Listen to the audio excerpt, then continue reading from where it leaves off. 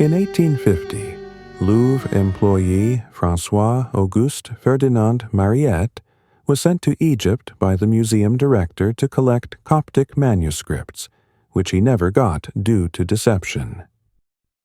One day, at the Great Step Pyramid in Saqqara, Mariette noticed the head of the Sphinx sticking out of the sand. Possessing remarkable organizational skills and irrepressible energy, the young man, in love with the culture of ancient Egypt, decided to conduct his own excavations.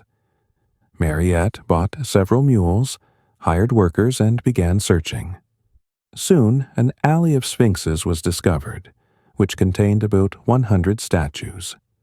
And on November 19, 1850, during excavations of the mastaba of Kai, a tomb of the early and old kingdoms shaped like a truncated pyramid north of the Avenue of Sphinxes, a small sculpture made of limestone and painted with ochre, a seated scribe with his legs crossed, was discovered.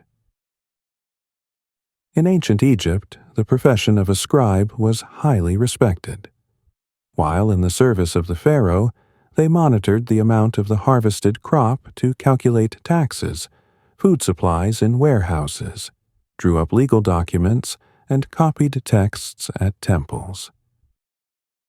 The sculpture found in the mastaba is not just a portrait. Probably some features were similar. The value of the sculpture is not in this. The great master who made it managed to create a symbol of human wisdom, accumulating and preserving the experience of a common civilization. The wide-open eyes of the scribe peer upward. From the upper vault, where the higher powers dwell, he draws his knowledge. His large ears, like locators, are ready to catch the commands sent down.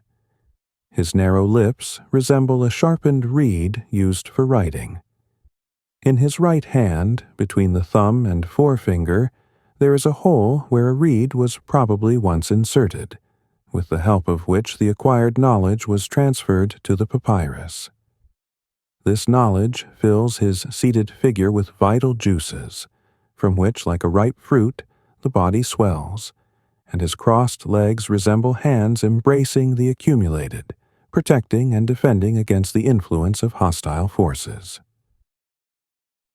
Mariette, having received the position of custodian of antiquities from the Egyptian authorities, was the first in history to carry out excavations in Karnak, Abydos, Deir El-Bahri, Tanis, and El-Bahri Barkala. He founded the Egyptian Museum in Cairo and achieved restrictions on the sale and export of ancient artifacts from the country. For his achievements, Mariette received membership in the European academies, was promoted to the ranks of Pasha and Bey. In January 1881, according to the will, was buried in a sarcophagus in the courtyard of the museum founded by him.